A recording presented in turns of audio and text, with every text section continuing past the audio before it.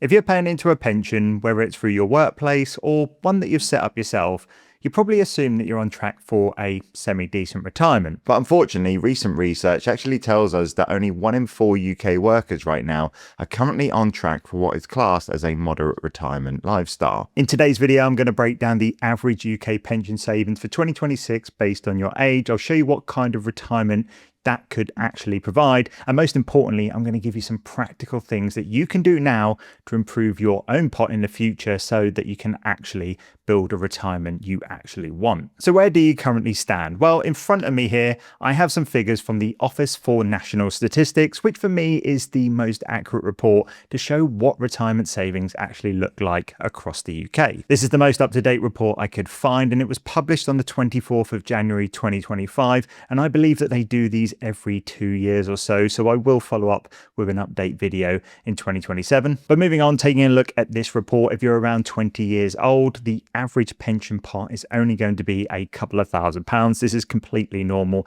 because most people at this age are only just starting their careers. They're just getting auto-enrolled and they've got a good 40 years ahead of them. By your 30s, the average pot then goes up to around £19,800 for men and £11,500 for women. At this stage, of course, people are now starting to contribute through their workplace pension. But when we fast forward another decade to when people are in their 40s, the averages increase to around £55,000 for men and £32,000 for women. By age 50, there's quite a big jump here because the average pension pot then gets up to £118,000 for men and £68,000 for women. And then when you get to age 60, the averages go up once again to around £196,000 for men and around £112,000 for women. So that is the average numbers. Now, to some, this might actually seem like a decent amount to have for when you retire, but to me, and what I hope most other people out there as well, that is actually some pretty scary reading. I also can't carry on without mentioning the fact that there is still a very clear issue with the gender pension gap. However, that is a topic completely separate for another video. But just going back, when we do take a look at these figures, it's actually very hard to look at these as standalone figures because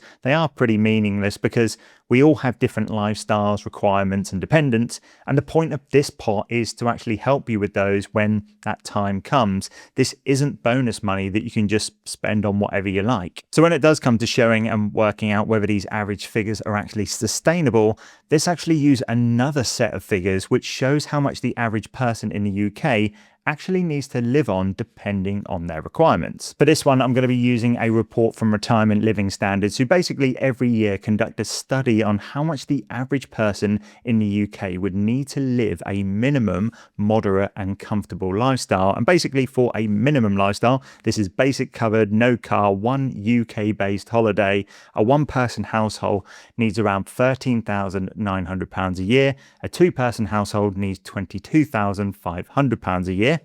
Moving on to a moderate lifestyle, this includes a car this time, an overseas holiday, and eating out a couple of times a month. That then jumps to £32,700 for one person, £45,400 for two. And if you want to live a comfortable lifestyle, which they class as longer holidays, much more flexibility when it comes to spending, you're looking at £45,500 for one person, £62,700 for two. So now that we had these kind of figures, it's going to be a lot more easier to see how that average pension pot actually holds up. And to do this, we're going to use a 60-year-old couple with the average pots that we just looked at on our example. So just going back, this is where the male is going to have £196,000, the female is going to have £112,000, and this is going to bring their combined pension pot to around £308,000. Now, when you break this down, I'm going to have to make a couple of assumptions here. And the first one is going to be a 7% investment return inside their pension because their pension pot will grow over time. You're also going to have inflation that you need to factor in as well. We're going to go with 2.5% average inflation here. And we're going to assume they're going to draw this down very sustainably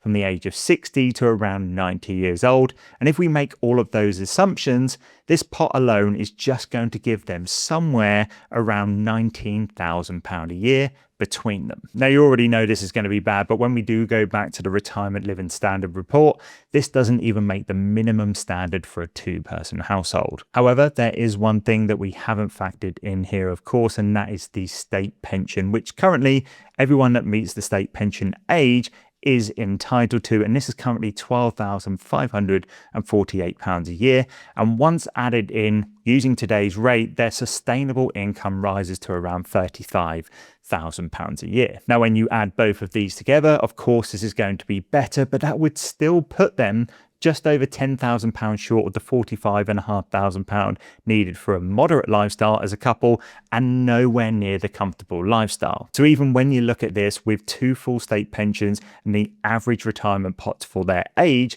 the average couple is still on track for something closer to just getting by, rather than living quite comfortably. Now, I will say these are just projections and they're never going to be perfect or completely accurate. I'm assuming a certain investment return here, which you can't guarantee, a certain rate of inflation, which you also can't guarantee, and of course, certain life expectancy and living standards, which is going to differ from each person. And it's also worth mentioning there's currently a big debate as to whether the state pension will even exist in years to come. And it was only this week that the government started looking into extending its minimum age. So with that, I will just say treat all of this as a rough guide. It's not going to be gospel, but for me, the message is still pretty clear.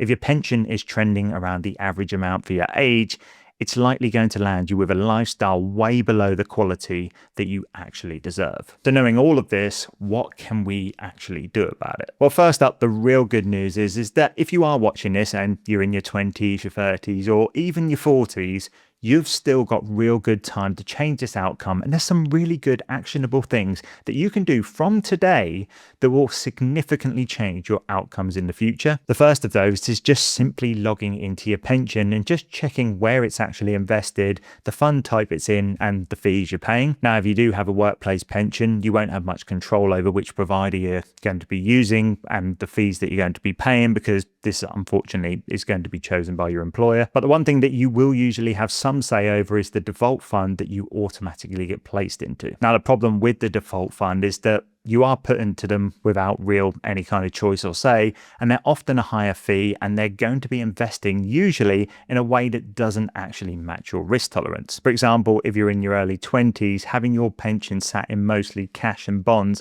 is going to be a pretty poor decision compared to being heavier in equities, because you've got decades for the market to do its thing over time, and it's going to even out any short-term dips. Now, once you've got the things that you've already got in place sorted out, the next thing to look at is going beyond your workplace pension. And the first thing here is the obvious one, which is the stocks and shares ISA. Now, it is worth saying this isn't strictly a retirement account, because unlike a pension, you can actually access your money in an ISA at any time with no age restrictions or no penalties. This is my favorite type of account that is out there because it's just so flexible. It's a tool that you can use to build towards retirement, but you're not locked out of it if you did need that money sooner. With a stocks and shares ISA, you can pay up to £20,000 every single year, and everything in there grows completely free of tax. That means no tax on the growth, no tax on the dividends, and no tax on anything that you decide to take out in the future. If you did want a quick one-page guide on how to set one up, I've put together a free stocks and shares ISA guide. All you need to do is scan the QR code on screen or check the link in the description right now to grab it. Now, once you've looked at the stocks and shares ISA, the other option beyond your workplace pension is a SIP.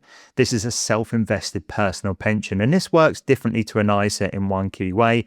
It's very much like a pension, and it's locked away until you're at least 55 years old, and this is actually rising to 57 from 2028. So it is a genuine retirement pot here, not a flexible one like an ISA. With a self-invested personal pension, you can pay in up to £60,000 every single year, or 100% of your earnings, whichever is lower. And in some cases, you can even carry forward unused allowances from the previous 3 years, which is worth knowing because if you do get a bonus from work or maybe inheritance, this is a really good way to put that to good use. Of course, in an ideal world, I would be saying to try and open both of these accounts. This is what I do. But also at the same time, I understand that you do have to think about living, and there's no point of saving money that you can't afford to. So just do what you can. Now, the third thing that you should be doing, and this is by far the most important one of them all, no matter what stage in your life you are, you need to start taking action now before it's too late. Because with this, all you have to do is just go back to that couple from earlier who have average pots and they're on track for an average retirement,